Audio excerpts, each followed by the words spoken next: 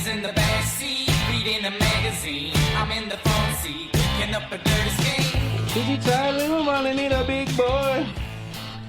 And a 28 blade like a little Troy. I found that poem. Was that? Yeah, you probably didn't I listen. saw that poem. Oh, yeah, you I did. I read the little kind of bullet notes that you have at the top of each episode, and I was glad that you did. Yeah, I found it. Did you actually did and watched it? Yeah, of course. Yeah, it was great. Right? It was weird that I had brought up the girl Ashley Hayes from that Blood Orange song who did that slam poetry, and then the following week you brought this Ariana. What was her last name? I had no idea who it was. I think it was one of these things where someone that was close to me had it on their feed, and I was kind of scrolling the day and Ariana Brown, that's her name. You actually went down the rabbit hole and found like her backstory. Oh yeah, she's got a website. It's on the podcast. Oh wow! At the end, same with Ashley Hayes. So did you released 2 episodes last week? Yeah, 39 and 40. No, both 40. Oh, they were both 40? Yeah. Because I got notifications for 39. Anyway, it doesn't matter. Yeah, I hope so. Well, I'll check. Who knows? Maybe it looked like there was a mass of... Normally, I would start listening to some of the podcasts for quality control, but this week, I noticed that there was... You're like, screw it. Yeah, I was like, fuck it. Not this quality. Who cares about quality? I know how I sound, and it won't have a change. By quality control, you mean, do I sound good or do I not? Yeah, basically. That's good. What's up, my dude? Let me just greet you first. Hello. How are you, Lawrence? I'm doing good.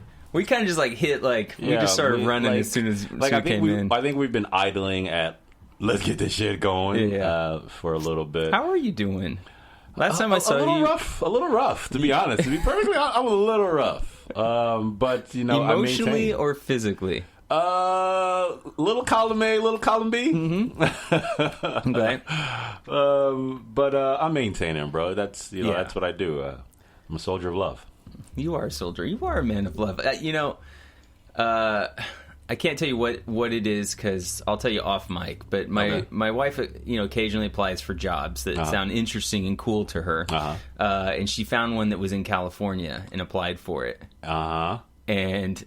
And the girl somehow overheard me talking about it. She doesn't listen to this podcast, and she was like, "Don't tell anybody about it because it's like having a baby, and like, what if it doesn't happen?" And you know what I mean? I'm like, it's not the same thing. But of course, I was like, "Yeah, sure, honey." But I'm not saying what the job is. I'm just saying she applies to jobs occasionally, as people do that want better jobs or different jobs or more money. So she applied for one in California, and the girls overheard. And I was like, "Don't worry, it's just she does this like." All the time. And we'll see. We'll talk about it if it makes any Larry, traction. You're scaring me. Yeah.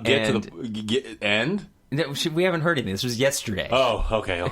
But your response is exactly what Daisy responded. And she is a feeler, bro. So first off, Penelope's like, she was like, "What do I do? What about our friends?" Like, you'll make new friends. But I was like, "Yeah, you're probably right." And Daisy was, "Yeah, no big deal. I'll make some new friends."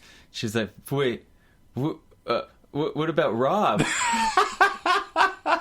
And I was like, she sort of well up. I was like, Rob would probably come. Just lie right to her face, huh? It's like Rob would probably come to LA.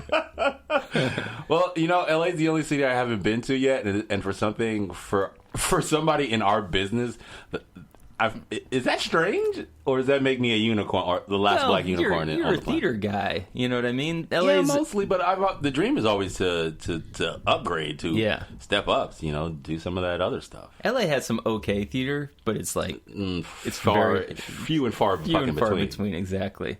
Like, I wouldn't go off and say that all theater in LA is whack, because that's not true. So what you're saying is, a lot of theater in LA is whack. So what you're saying is I have a face for theater. Great. Yes. No, but you're thanks, Lawrence. You mostly do theater. Yeah, but that's not by... And the way I mostly write plays. Well, I feel like you could make the jump. You have enough of a resume of writing that you could be like, hey, you should put me in your writer's room because look at my work. And plus, I won all these awards for my writing. Boom. You would think. I mean, I know you were applying to like master's programs and wanting to go back to school to be taught how to do something that you've been doing in the world for a little bit, which is cool, but also counter fucking productive. I feel like, but it's sort of like it's just like anything. Like if you you can take it. It's hard to explain. The guy Jeremy Harris, his play Slave Play, which is now on Broadway. He had that play written before he went to Juilliard. I met with him. We talked. He's like, he had most of it written, or all of it written, or a draft of it written. Then he went to Juilliard for 2-3 years. So do you? In your conversation with him, did he equate his success with the play that he had already had written? I haven't seen him in a while. I haven't seen him in a long time. My point is, though, it's just all this nepotistic industry that's like, oh, hey. But who? Well, because think of Emily Bohannon. Like when she got accepted into grad school at Juilliard, even before they read a single play of hers, they went through and agents were going through the playwrights who had been accepted at Juilliard, sending them offers to represent them before even reading any of their plays. Word? Yeah. So it's just a currency. So it's less about going to Yale or Juilliard to learn how to write plays. It's more about getting that currency, that name. It's just like anything. It's a degree. It's a college degree that nobody's going to hire you as a doctor without the master's degree. Even if you know how to doctor. I don't know, man. I got 2 of them shits, and I feel like it hasn't really afforded me very much of anything. Yeah. But imagine... I'm still without an agent. I'm still running down work myself. I'm still Sisyphus. And that happens too. That happens too. But like... Yeah, I guess it happens to everyone else. But, yeah. Yeah. Some news? It's Channel 4 News at 6 o'clock. Yeah, you know what happens only once every 7 or 8 years? Blood Moon? That, maybe. I don't know. And a new PlayStation. Has it been 10 years? I didn't say 10. I said 7 or 8. Yeah, but I feel like it's usually... What? The PlayStation 5, and yes, that's what it's called. They have a release date now. It's coming out Christmas 2020. Makes sense. Which, called it. Called it, of course. Fucking called it. You did call it, yeah. Because I'm the... You know what? I'm not even going to brag about it. But, like, let's be honest. How, like... Called it. Pat on the back for predicting that it wasn't going to come out this year. No, of course not. And it'll probably be next year. Yeah. And when are they going to release it? Christmas. Duh. Obviously, right? Like we've been through 4 of these already. Yeah, exactly. So, They've always come out on Christmas. If you don't know, how this is going to fall out, you should probably kill yourself. Right. So it has a 100 gigabyte optical drive. No, optical disc is what it's going to use. Alongside an optical drive that can read 4K Blu-ray discs. So they're sticking with having it be a Blu-ray player. Yeah. Okay, I'm okay with that. Yeah. CPU based on AMD's Ryzen line, and the GPU based on AMD's Navi, according to a post by Wired, whatever that means. Kind of standard. Output-wise, 8K visuals and 3D audio will be both supported. You know what? I want to wait till the hardware is out and someone has it before we believe any of those specs. We also don't even have 8K TVs yet. That's my point. I was like, 8K visuals? Well, how the fuck are you supposed to... How are you supposed to see that? They only have 4K TVs. You're supposed to just stack TVs on top of each other, maybe? Maybe put 2 TVs together and 2 4K TVs together, and then you got 8K now. TV sandwich. That's what you call it. So dumb. If you sit with one TV on one TV, one for your left eye and one for your right eye. 8K, baby. 8K. Killing the game right now. That's what happened with PlayStation Pro, though, right? They had the PlayStation 4 that came out, and all of a sudden 4K kind of like sprung up, and they were like, "Oh well, we need to step our game up. We need to update it." Yeah. And it's only been like 2 or 3 years.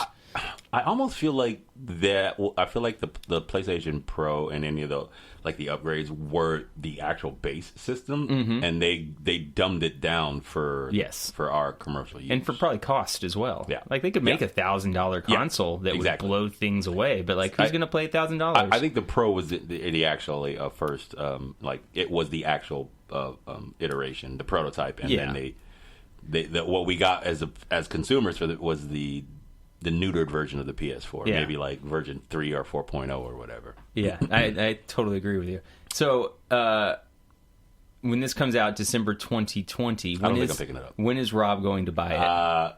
I think typically when a new system drops, I wait either 6 to 8 months for them to work out the hardware bugs and software bugs that are involved with it, and I look for some sort of Black Friday deal sale kind of thing. I bought my PlayStation 4 on a weird kind of kismet thing where I only paid I got my PlayStation 4 for under $100. Whoa! And it was the Last of Us package.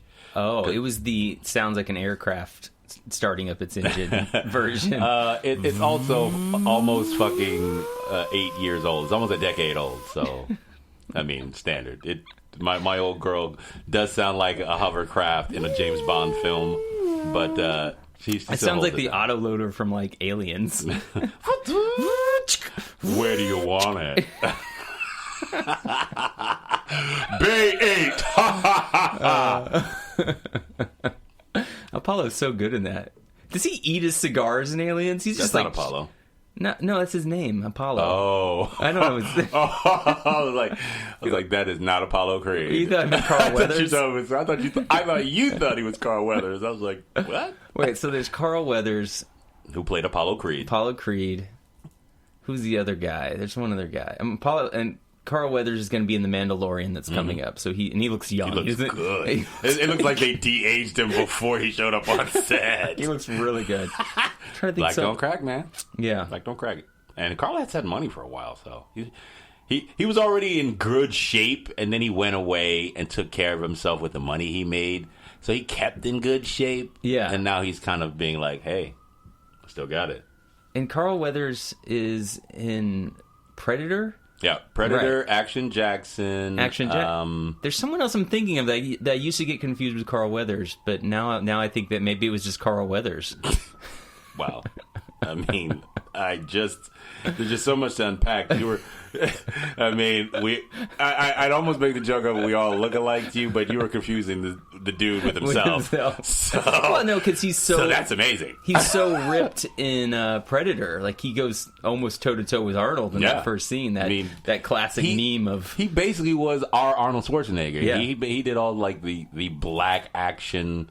hero movies in the same. I'm trying to remember some of the other ones he was in, but for the life of me, they're losing me. I think Action what I'm Jackson was saying the is best one. He's got such a big presence that I thought he was two different people. I'm going to say phrasing right off the top here. Phrasing, because there's just so much to unpack there. So much to unpack. But yeah, what else you got? Well, I was going to go off on a tangent on how Apollo chooses cigars and Aliens, and like, is that an actual thing that people do? They Yes, people do choose cigars. They just chew cigars. Yeah. It's no different than like the motherfuckers who stick a wad of fucking. You're from Indiana. Stick a wad of tobacco in their gum and walk around spitting cups all goddamn day. That's so weird. Well, I do have bad news. Oh, all right. Coming to America 2 is not. No, coming? it is. It is coming still to America. Okay. Twice. But according to Eddie Murphy, it will be PG-13. Get the fuck out of here. Yep. Really? Yep. I will not be attending. It's heading into family-friendly territory. I will not be attending, Lawrence. Not in the theater. Not for PG-13 coming to America 2. No. I'm not waiting 20 years for no PG-13 coming to America 2. Fuck that. No. Not happening. I'm sorry. I love Eddie, but no. Yeah. It ain't going down. What are you talking about, PG? What? Yep. Fuck out of my face with that. Having last released an R-rated film in 1999 alongside Martin Lawrence in Life, Murphy is finally returning to adult humor with Craig Brewer's upcoming Dolomite Is My Name. And that's going to be rated R. Well, that should be. Because you're telling a black man's story that existed in America. Yeah. And the hustle. They're telling the story of a black man's hustle to make his dream come true. And does. But PG, I mean, we're going to talk about the Joker here in our next episode. Yeah. Rated R, and it made $281 million. Yeah. You know why I think that is? Because they had a really good hype campaign. Yeah, for sure. They had Joaquin on running. talk shows being Joaquin. Yeah. Which always is going to garner conversation. People are like, did you see that motherfucker on? Well, we're going to talk about it. Don't worry. We got But, yeah. It's such a disappointment, right? A lot. Yeah. Yeah. Because Coming to America is like one of my favorite. It's an all-time classic comedy movies. R-rated comedy. That first scene where he's waking up in Africa and you see him getting bathed and a beautiful naked woman comes up out of the water. The royal penis is clean, Your Highness, and you're like, the fuck is going on here? Perfect. But I mean, it makes honestly, it makes sense based on the fact that he's grown older and the climate is different, and you heard he in most recent interviews how he laments or regrets a lot of his old stand-up. Like, he looks Eddie back... Murphy does? Yeah, he looks back on it and he's like... Yeah, he's remorseful for... And I think he's apologized for a lot of... Like, the two that made him, you know, the biggest star on the planet, Raw and Delirious, were some of probably the most offensive, comedy, stand-up routines that he couldn't do those today, is what I'm saying. Yeah. Like if he got up and said and did either one of those routines today, they'd crucify him. Yeah, and he's expressed remorse about those, how those haven't aged as well. Yeah, but it makes sense to me. Same with all comedians. I feel like you're doing social commentary for about a specific time. In. Yes, you know what agree. I mean. It's not necessarily supposed to age well. If it did age well, it was probably way too safe. If it didn't age at all, then we never progress as a society. So I don't know if it's a terrible thing that you look back from 30 years ago and say, wow, I'm kind of embarrassed by these things. Yeah. But that's just life. I'm embarrassed by how I acted when I was 8 years old. Of course. He was fucking 22 years old when Raw hit. Like that. You remember when you were 22? Mm-hmm. I'm glad nobody gave me a mic and put a camera in front of me. Awful. I was a borderline drunk and just trying to find love anywhere. Okay. So, yeah. Awful. So, difference between that and today. I'm across the border, living in a town a few miles away from the border, lying drunk, and I'm not looking for love so much. But anymore. You can get there really quick. It's just a bridge. I just hop on my moped. It's my electric scooter, where you can get anywhere in fucking Brooklyn now. So how are you going to have like Tracy Morgan and Leslie Jones in Coming to America 2 and make it a PG-13 movie? Yeah. Look.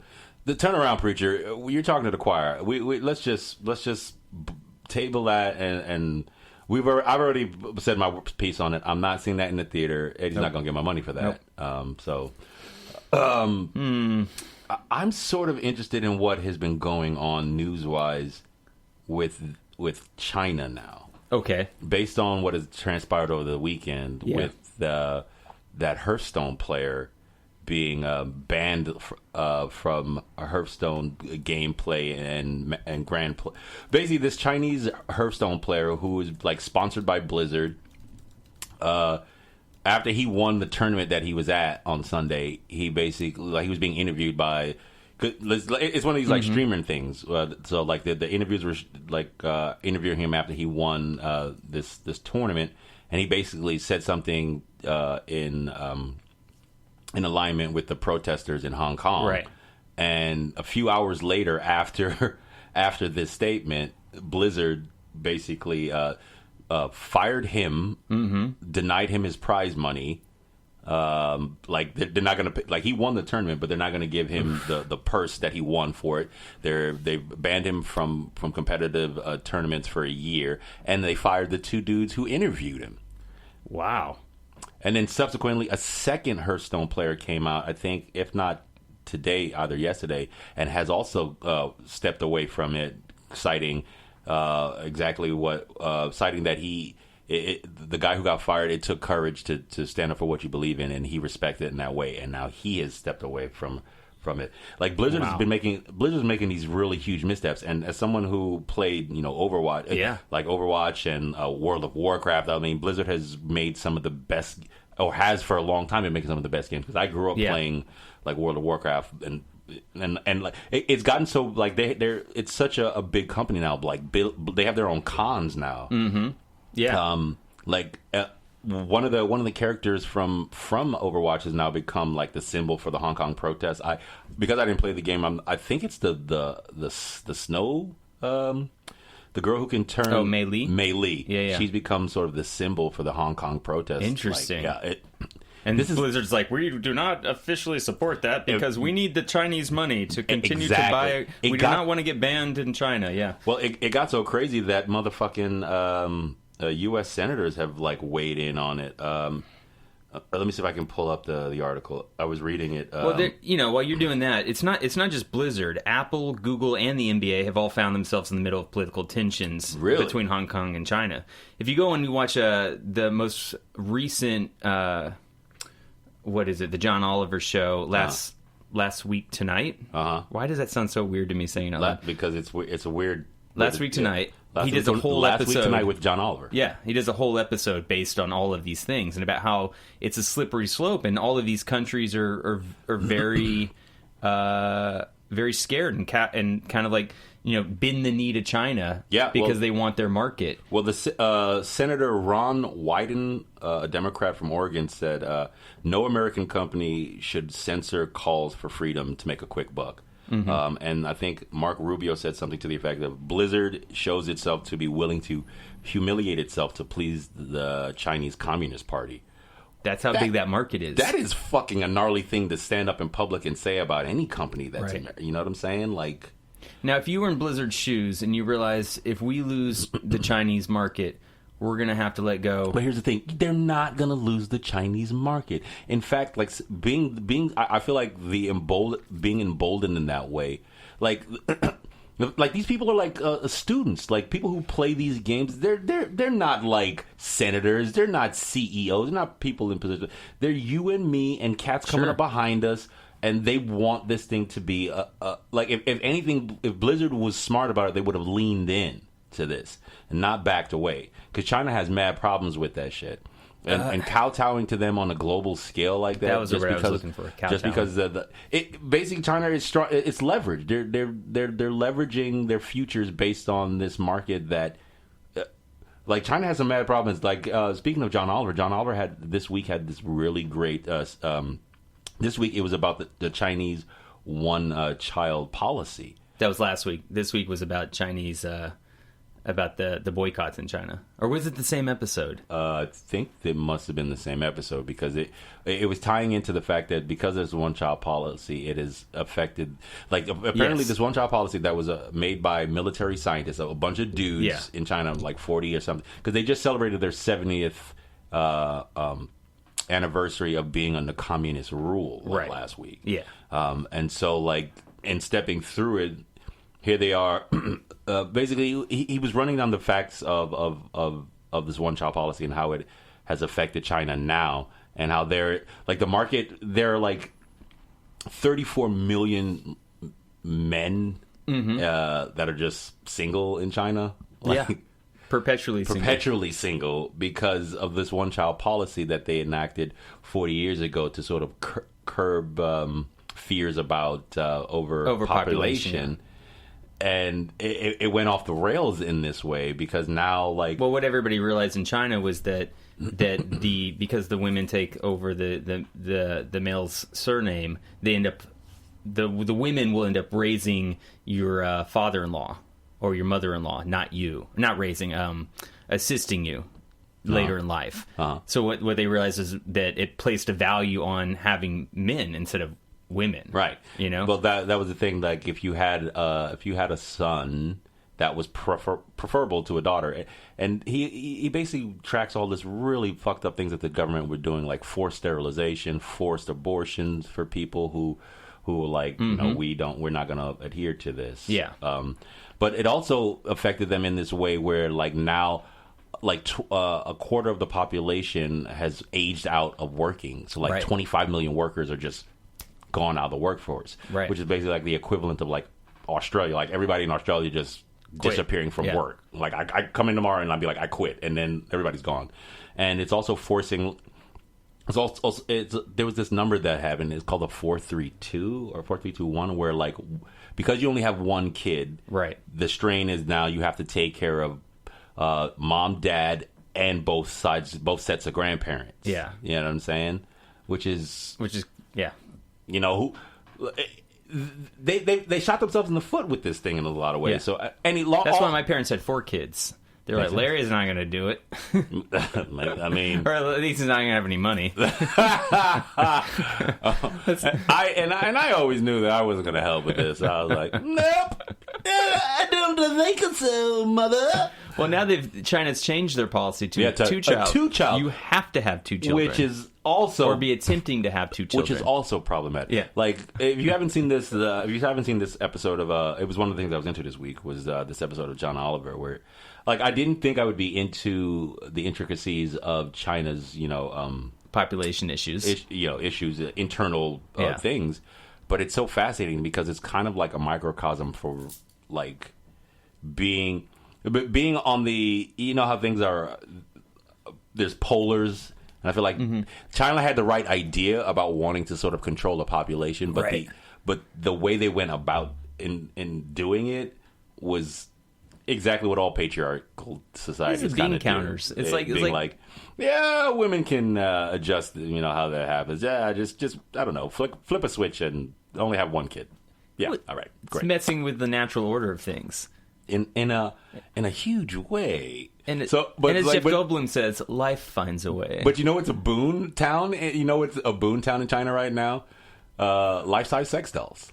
Yes. That's like if you wanted to make your financial nut, yes, you go to China, you open a factory, and you just crank out silicone life-size sex dolls. Because that's the way you are right now. So sad. Right. But Oliver has like a clip from the CEO being like, "Hey, we're providing a service for it because without these guys would just be alone their entire lives." Right. Which the idea that he's saying is that if you buy one of these, you won't be alone anymore. I think you're actually more alone. I think if you buy one of these things, that makes you more lonely. You're more alone than you probably need to be. Like if you're laying in bed and you're like, "Man, I'm really lonely. I wish I had somebody here." And then you roll over and it's a latex sex doll. That just made you twice as lonely. You're twice as lonely, bro. That's a lonely, huge. I mean, like that you should then firmly reenact the scene in Shawshank Redemption where you carve your name in a beam and kick a chair. I'm sorry. Kick a chair. And I'm married, and I also have 2 daughters, so I got lots of ladies in my life. So there's part of me that's like, I get it. Doesn't sound so bad. It doesn't sound that awful. You got a lot of free time to yourself, huh? I mean, they're kind of speaking to me. I am the Chinese man. I'm the Chinese man. Dave Chappelle, listen here. That's how I feel inside, Larry.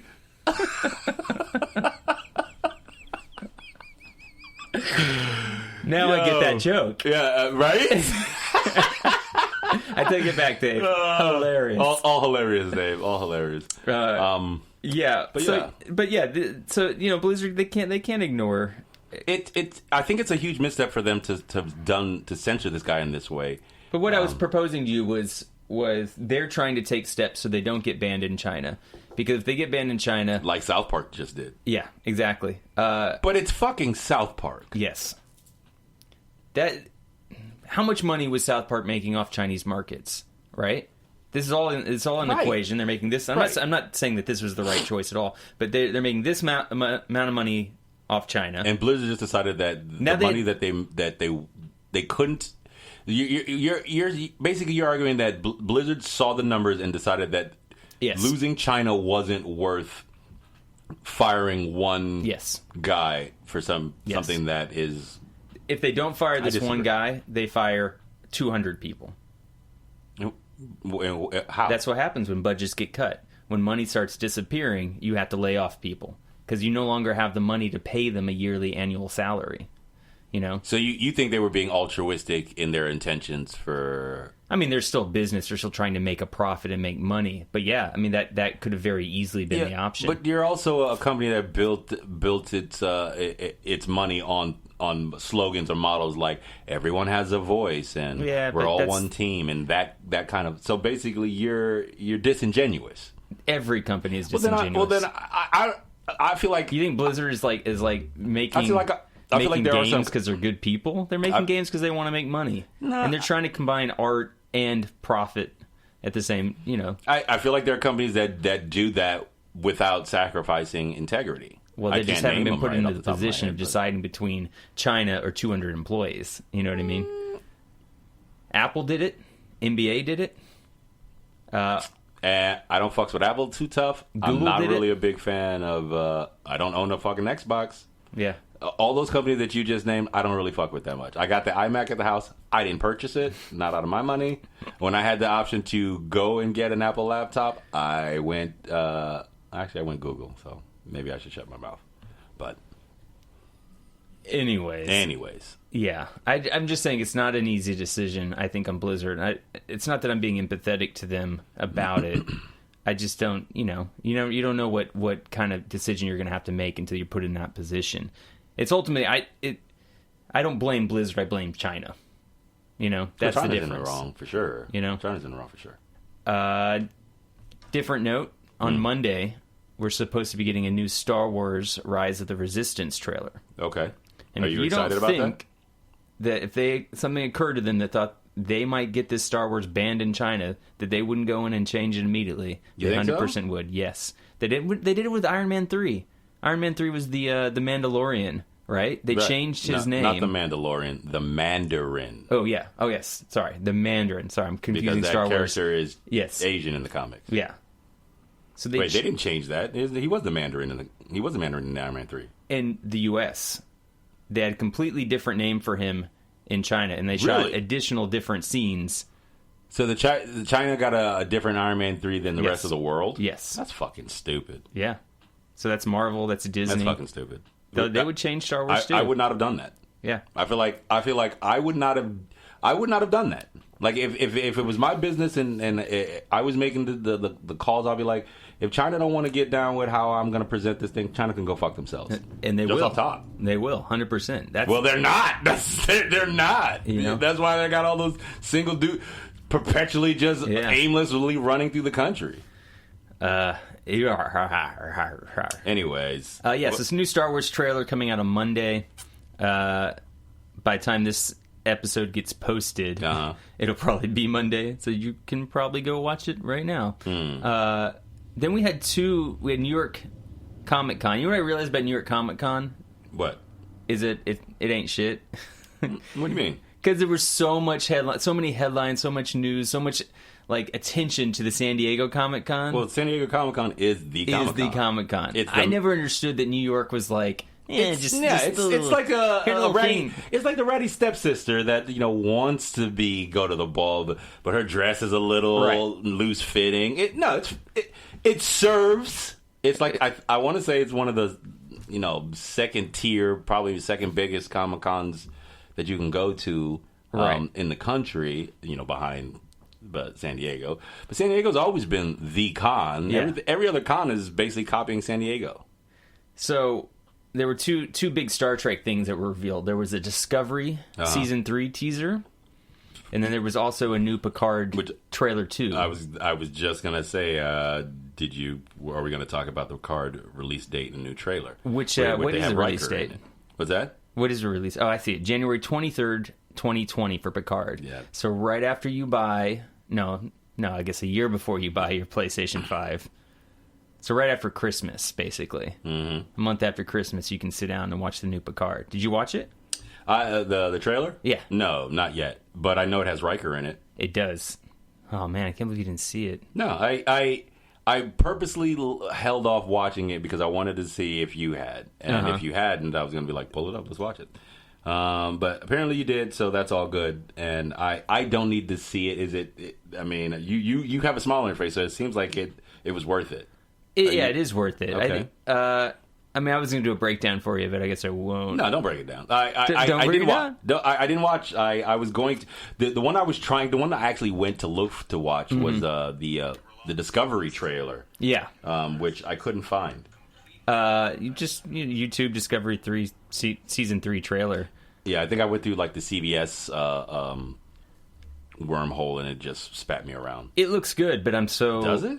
Yeah, because they're 900 or whatever. Yeah, well, here's the tagline. After making the jump to the second season finale, Season 3 of Star Trek Discovery finds the USS Discovery crew dropping out of the wormhole and into an unknown future far from the home they once knew. Now living in a time filled with uncertainty, the USS Discovery crew, along with the help of some new friends, must together fight to regain a hopeful future. Season 3 set to premiere 2020 exclusively on CBS All Access in the U.S. Are you excited about Season 3? 930 years in the future, yeah. When I watched the trailer, I had a scary moment where it felt like, is this entire season going to be like a flashback? I don't know why I thought that, and You mean for Discovery? For Discovery, yeah, like they've already figured out. I want them to just like to take it back to simple Star Trek core terms. Here's an episode. Where it's not about one character's through line through the entire thing. Yeah, exactly. Well, good luck. Good luck with that, right? Good luck. I am not hopeful for them returning to form because they had 2 strong seasons to make that a thing. Yeah. They chose from the jump to make it about one character, and they followed through for was it 13 episodes a season? So yeah, I don't see this being a return to form. I feel like this is more of the same. I would take somewhere in the middle. Somewhere of the episodic Star Trek Next Generation format and somewhere of this new thing. So we have more episodic, more standalone episodes, but then we can also have like a through line that's a little more pronounced than Star Trek Next Generation or Deep Space Nine. I feel like it's kind of essential to this show. I think people are really excited to be into a new territory that doesn't involve somehow working around past canon of Star Trek. They can develop a whole new canon now, especially if they embrace the idea that maybe they never get back to their old timeline. They're 930 years in the future. They can do whatever they want. They can make any decision they want. It's sort of the same problem that Star Wars has, that they stay in a 40-year place. You know, it's all happened immediately before, A New Hope. It's about a generation. It's basically all the action for Star Wars kind of takes place in a generation. Yeah, this is 9 generations in the future. Nobody remembers Picard. The Federation could be non-existent at this point. Right. All of those things they can redo. See, it sounds like you're putting your hopes on the potential, and it sounds like as a writer that to me would be the most exciting. The potential to write something that is never been done before, but is so far ahead into the future that the possibilities are strong. But as someone who isn't a writer, and usually is someone who reads writers' work, and based on what we've had prior, like I said, I'm not hopeful that they're unless they fired their writing team, which they probably didn't. I don't think they're going to do what you're hoping they will. I think it's going to be derivative, kind of time travel based schlock for 13 episodes surrounding Burnham's character, or the few Burnham and her surrounding satellite characters that have garnered popularity over the course of 2 seasons. Tilly might she might get her own variant episode you might see in the in the 13th episode, but I don't think you're going to get anything of note. I'm more hopeful for Picard than I am for Discovery, because Picard has a lot of the original seasonings. You got Riker, and I know that Frakes, Jonathan Frakes, yeah. He's not going to be on set and not try to direct the scene while being in it. He's not going to be like... You really should watch it, because he pops up towards the end of it. I mean, if you loosely kind of pay attention, you won't get a lot of the plot points of the Picard thing, which I kind of advise, because it does give away quite a bit of what the possible story could be. And if you were paying attention to the first trailer, you also get elements of different things, like questions like, what are they going to do with the Borg? Why is Data there? What are those connections? It's basically immortal. What really happened with the Romulans? There's like one shot where the Romulans are working on a Borg ship. This is in the first trailer, not the second. See, those are all questions that I'm actually more interested to see if they're going to link these universes a little bit, because if we're talking chronologically, Voyager and Deep Space Nine are the furthest in the Star Trek universe that we've all ever been. That is the ostensible future for Star Trek. So my concern is, are they going to address what happens, because both those properties, they leave a lot to be talked about, a lot to be explained. Jem'Hadar, the Dominion, all these different races that Deep Space Nine kind of introduces to the Star Trek canon, as does Voyager with I forget the hunter species that they find in it. But they those 2 properties kind of blew up the Star Trek universe, not in a bad way, but like here are these other races, here are these other things that you haven't seen before in this property, but they're only self-contained in these few episodes. properties. Yeah. These the Voyager or Star Trek or Deep Space Nine. So my thing is, if they manage to link the universes in that way, I'd be more inclined to sit there and watch it. If they're gonna make it solely about Burnham again and make it through her lens, then link the universes. Let me be like, oh wow, the Vorta. Those are the people who were for the founders. Oh, are the Changelings still kicking around? Because when we last heard from them, they were basically dying out. Right. Like that's how they got to spin that for me. Because you're talking about linking Discovery to Picard in some fashion. No, I'm talking about linking Discovery to either Deep Space Nine and Voyager in some fashion. Got it. Yeah. Because Picard is gonna. That's all new. That's all new fiction. Like we're basically we left off with we left off with Voyager and Deep Space Nine because they were both running at the same time in the same track. So ostensibly that drama was happening at the same time in disparate parts of the galaxy. Right. Those two shows were in communication in some fashion with each other because they were both being presented at the same time, but from different facets. One being like an encampment, and one being the traditional, we're on a starship every week, and this is what we're doing. But they both expounded upon and led to greater opportunities for telling stories in the Star Trek continuum that furthered the universe and gave the story more life and more depth. They introduced the Vorta. They introduced Vorta. You got the Dominion. You got all these different races that you hadn't seen or in any of the Star Treks before, and they even expounded more on the ones that had already been around for a long time. Right. You find out why the Klingons are the way they are. Long before Discovery shows us the origins of how the Klingons got into the war. You find out more. It was just better at filling in the meatiness of the Star Trek universe. And we get there's that through line in Discovery. We get the opposite universe, the universe that old boy is from, that first captain is from. The alternative. We get that from Deep Space Nine because that was the first time that had happened. Oh no, I'm lying. We get that from Picard. We get that from the original, because Kirk was the first one to do it. From the original. Kirk was the first one to do it, but then they bring it back in Deep Space Nine, and the universe gets they do it a few times. It's hinted at in Next Generation. Is it? Yeah, I remember the episode. It's called Parallels with Worf, and they go through a bunch of different parallel universes. Right. But this one specifically was for this universe that old boy comes from in Discovery. Right. The one that gives us him and Michelle Yeoh's character that comes over and starts section 9. Yeah. So even those were linked in that way through Deep Space Nine's continuation of a story thread that the original had done. Yeah. So what you're saying, there's definite potential with Discovery. The question is, will they use it? Right. Because Alex Kirkman, the showrunner, producer, he's also in charge of Picard. So he's doing two things simultaneous, two different writing crews. But there's no reason why. Well, I mean, they've done it well in the past, like I said, based on There's no reason why they couldn't link both those shows, but also link them to Deep Space Nine and it would Voyager. For me, as being a Star Trek fan and having seen all of these properties, it would make sense for me to have them all link in some way. Well, 7 and 9 is in this. She's in this new trailer as well. Which makes sense based on when she was in Voyager. So maybe you'll get what you want from Picard. Maybe.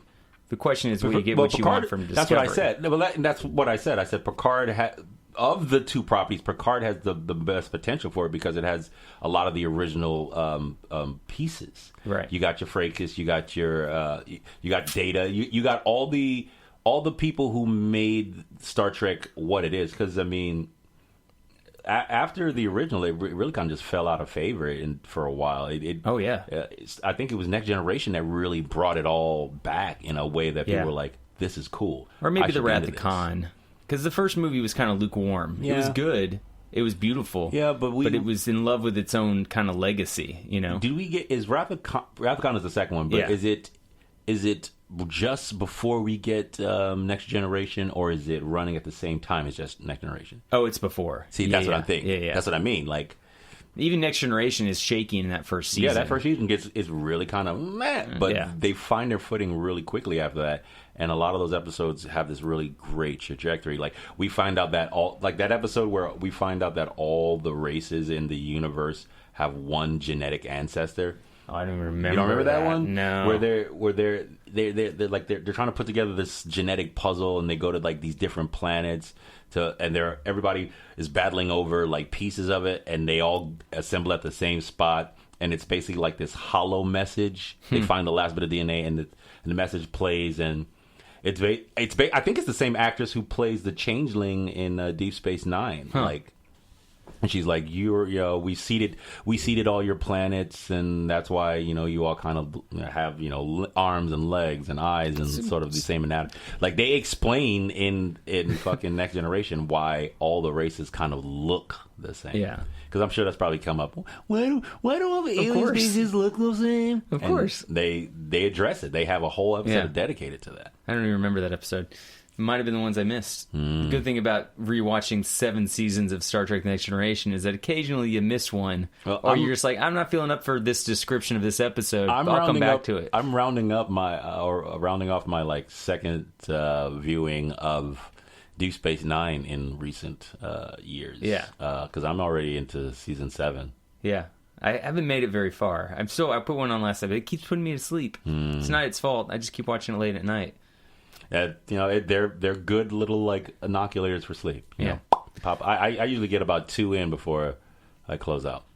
So, He-Man and the Masters of the Universe. The Hollywood Reporter reveals that studio chairman Tom Rothman is currently exploring the prospect of getting risk-free cash for the expensive Masters of the Universe film by making it solely for Netflix.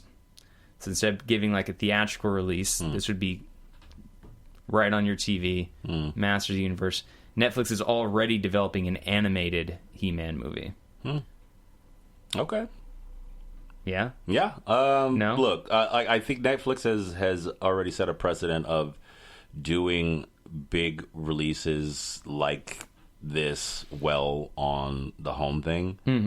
And as we've discussed on this podcast before, like this is sort of just the inevitable evolution of media, how it's going to be presented. Like I'm all for it. If Netflix is going to give them the money to make the picture that we want them to make, and you can just go home after a long day, pop it on for your $12.99 subscription a month or whatever the fuck it is, I'm all for it. I'm all for giving my wallet a fucking break, bro. Sure.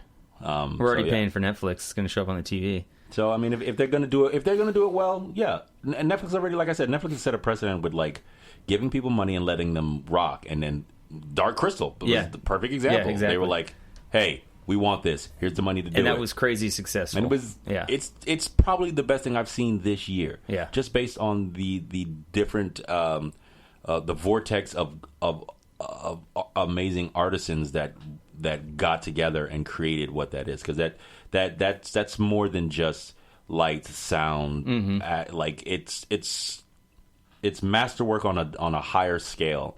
And so Netflix has shown that they can. What's the word that you used earlier about facilitate? No, it was about when we were talking about the podcast. Curate. Yeah. They can curate. They have a legacy of curating things really well. So give them the money, let them do it. Think about the irony of this is that they can't get enough money to make a good quality cinema movie, a movie that deserves to be shown in the cinema. Yeah, but they can go to Netflix, and Netflix will give them the money to make that quality movie that would be deserving in a cinema, but then they have to put it only on Netflix. And then have people talk about it like it's less than because it went on. Yeah. Which is horseshit. I don't think it's horseshit. I think it's like having Marty Scorsese come out and say like because something is released on Netflix, it doesn't count as being cinema and shit like that is offensive.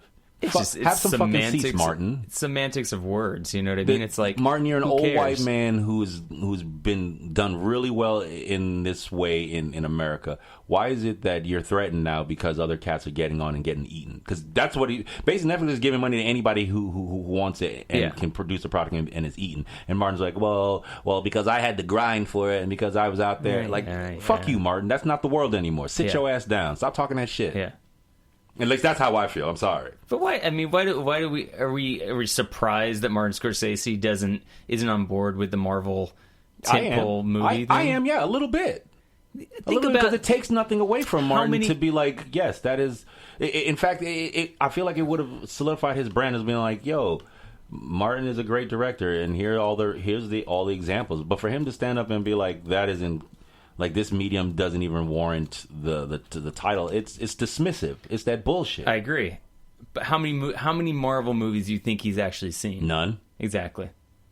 But this is that shit. This is the same shit like when Get Out was nominated, and the people who were supposed to be watching that to choose whether it was worthy of nomination just didn't watch it because it wasn't, in their opinion, an Oscar film. Yeah. It's that kind of shit. And that kind of shit is fucking... if it's not racist, it's borderline fucking racist. Do you want to hear Kevin Smith's response? Please. He says, Martin Scorsese has made such wonderful movies. He's been doing the job since I was a kid. I'm not going to sit and be like, I know better than him. That's his feelings. Martin Scorsese probably doesn't have the emotional attachment to those movies that I do. When he sees those movies, he's like, that's a theme park. When I see those movies... that is the closest I get to being with my dad at a movie theater again. I respect his opinion, but I don't think that he has the same emotional attachment that a lot of us have. Well, that's basically what I was saying, but with a lot more expletives. So fuck you, Martin. Yeah, I mean, it's true. He probably hasn't seen any of these movies. Imagine if somebody's like, hey, sit down and watch Thor Ragnarok. He sits down and he watches and he's like, oh. That's that shit. I'm equating that to being like, I don't like black people. How many black people do you know? Well, none. Okay. It's an uninformed knee-jerk reaction to seeing something you don't understand. And that's my point. Yeah. We're done with that kind of way of thinking, bro. The world ain't that shit no more. So if you're going to stand up in public with your platform and say that kind of shit, I'm going to spit venom at you because we ain't got time for that no more, bro. Sit your ass down. Have some seats, Martin. So when are we going to go see The Irishman? That's a good question. That's a good question. Are we gonna see it in the theater? Or we're gonna watch it on Netflix? I'd like to see it in the theater, but based on it got really well reviewed. Yeah, but based on the shit that he's saying right now, I'm leaning more to the fact that let me catch this on bootleg because Martin can have some fucking seats and eat it. Yeah, should we just go in and just talk about Marvel movies throughout the whole movie? I feel like you could get away with it, but I would get all kind of looks, and then I have to say some shit like, "Don't you shush me? I paid my..." Like it would become a thing. I would make a scene. This is not as good as Winter Soldier. It become a thing. So no, I think we should leave it alone the way that I think Martin should leave opinions for things that he has no real frame of reference for alone. Well, that's just me. I mean, I may be a little too close to it to not be emotional, but I feel like if you're gonna stand up in public and say some shit, you got to expect to get burnt up for it, especially if it's ridiculous. So the Stadia is only $129.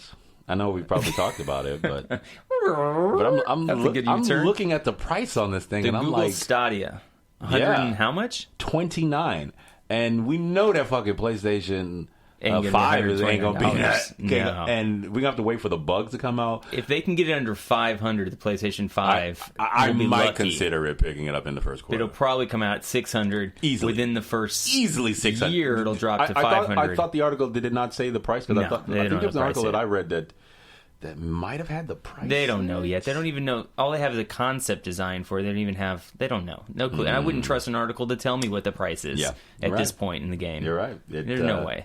It's mad suspect. So the Stadia is $130 basically. Yeah. Bruh. I don't know. I mean, you could pick up a brand new Switch right now for $234. Right.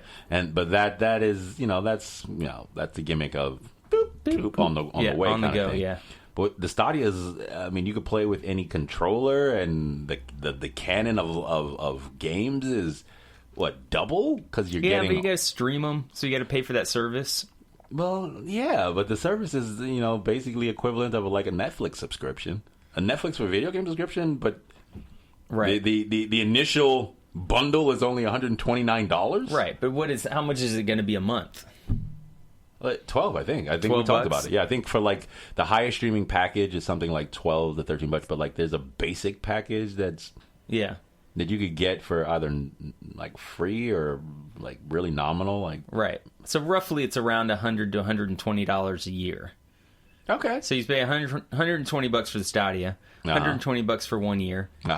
Think about PlayStation 4. You paid $500 for it, and it's been out for it's going on 8 years. Yeah. Seven and a half, 7 years. Going and on I probably paid in like $60 a pop for a game in 8 years. Let's say I buy on average 6 games a year. Yeah. Well, what's the math on that? All right. At $60 a pop, 6 times 6, so that's 300. Right. It's probably still cheaper.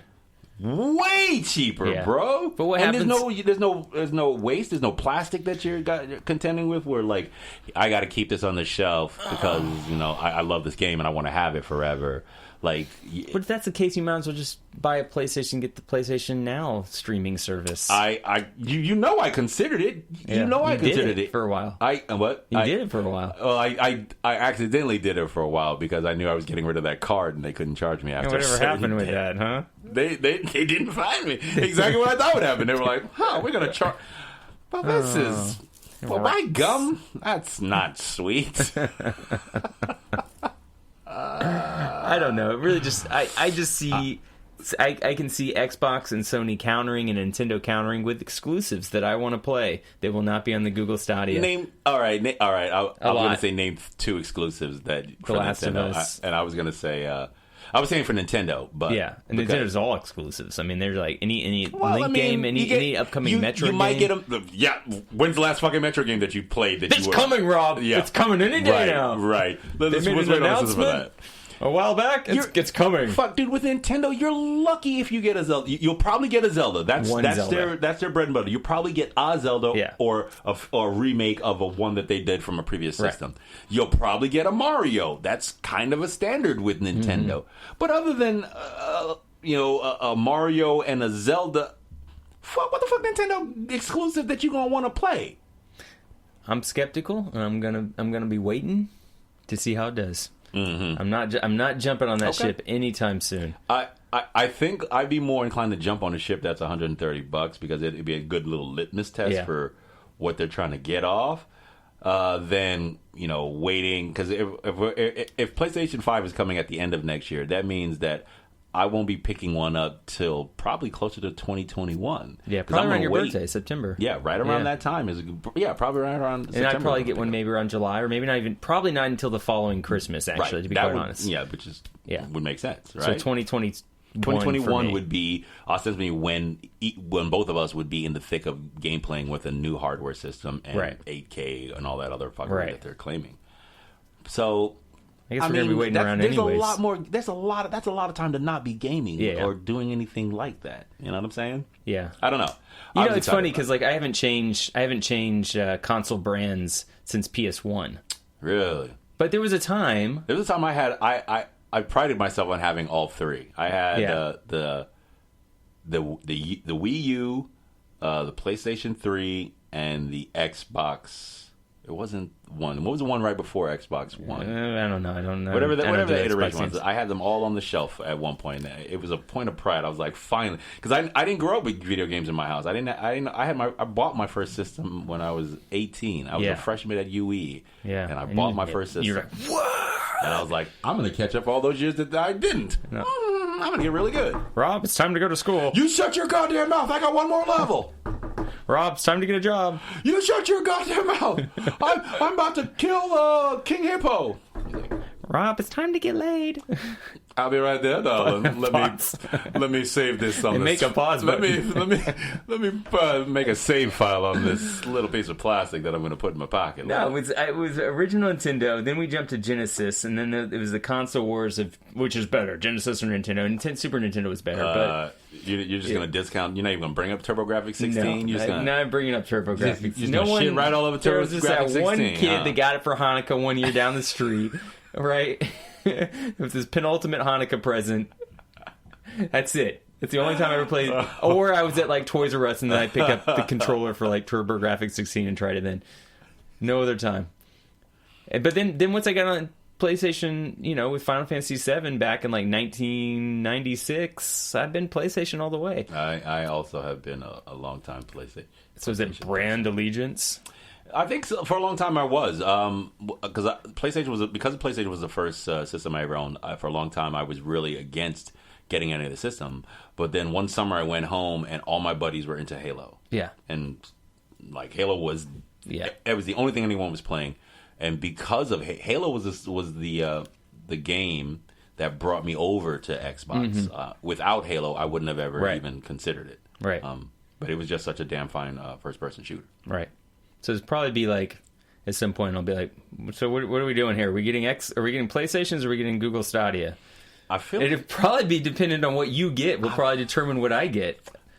I feel like for the short term, especially we're gonna get it first, and if it works and it works well, because like I said, I tried the PlayStation Now. I liked it. You like that format, yeah. I like that format. I like that be able to just jump from one to the other without having it does all the saving for me. I don't have to save to like my hard drive. If it works, and I don't have to they're saying that you can use any controller to do it. Mm-hmm.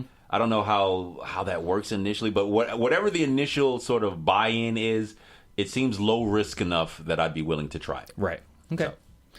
So. You got anything else? Yeah, there was one thing I really wanted to touch on. Let me see if I can remember what it was. It more, I think for me, it had to do with the social aspect of these people who are being monetized for playing video games and sort of punishing them when they decide to take a stand. You're still talking about Hong Kong and China? Yeah, I'm still talking about Hong Kong and China because what we were saying about Blizzard, protecting their bottom line, other companies who also do that didn't. Right. Riot Games, for instance, they have streamers and they stream their games, and a lot of their well, maybe not a lot, but a few of their streamers have expressed sentiment in favor of the protesters, and Riot didn't. Right. Shit the bed and fire anybody and make it a thing. I think basically what I want to sort of drive home is that it's a slippery slope when we start doing things like this. And I just want to and for a company like Blizzard that I have a lot of love for and has been a part of my video game sort of adolescence and progression. I don't want to see a company that I love and respect. I don't want to lose respect for them in that way. Right. You know what I'm saying? So I'm just kind of gilding the lily a little bit in this way of talking about it because I think it's important. Are you going to purchase Blizzard games? New the Blizzard last games one coming up. Well, what do they have on the docket? Because I don't know. I don't. I mean, I don't think they're making new games so much as sort of maintaining and sort of producing more content for the ones that they've already have on the docket. Because I know that World of Warcraft just got or is getting a new expansion. The classic, already. Yeah. Mm-hmm. Overwatch is still one of the biggest competitive games that people stream. Yeah, which I quit. Yeah, well, you had a problem, so you had to. Yeah. I mean, sounds like a joke, but it was sort of like, well, we would not have this podcast if I was still playing Overwatch. No shit. It was like that? I mean, I knew you liked it. I knew There's you only played so it a many lot, hours in but, the day, this podcast sucks up a certain amount of thought and mostly just time of planning and doing. It seems like this is an unplanned podcast, but we do plan quite a bit of content that we're going to talk about. This is a looser episode, but coming up when we're going to talk about the Joker, I have a lot of things and ideas that I want to talk about. And I'm going to talk a little bit about Hustlers because I saw both movies in the same day, and one of them kept me more awake than the other. Yeah. And I saw one later than the other. I'll let you at home decide which movie kept me awake and which movie didn't. Yeah, and that's coming up in our next episode. I'm your host, Lawrence Dial. And I'm your boy, Rob Karma Robinson. You can send us an email at whatweinto@gmail.com. We'll read it online. You can check us out on What We Into on Facebook. We have a Twitter at dial_Lawrence or Lawrence_. I don't remember. It's one of the Twitter things. It's all on. Basically, if you scroll down from this podcast, you'll see all the info there. Send us an email. Tell us what you're into, and we'll get you next week. Peace. Later, haters. We're not making that a thing. It's too late, man. It's not like all right. The only way that's a thing if somebody who writes in to this show tags out like that's their tagline. They got to end their. That's the only way I'm going to make that a legitimized thing. I would say it can't be your family. It can't be any of the dials. None of the dials can write in and use it as a thing. So if a stranger writes in and says "later haters" at the end of their comment, if they sign off their comment with "later haters," I won't make it. I won't stress about it when you say it anymore. I'll take it further and say, unless somebody writes in and tells me not to do it, I'm just going to keep doing it. No, fuck that. No. I'm gonna be every time later haters. We're not making that a thing. Later haters.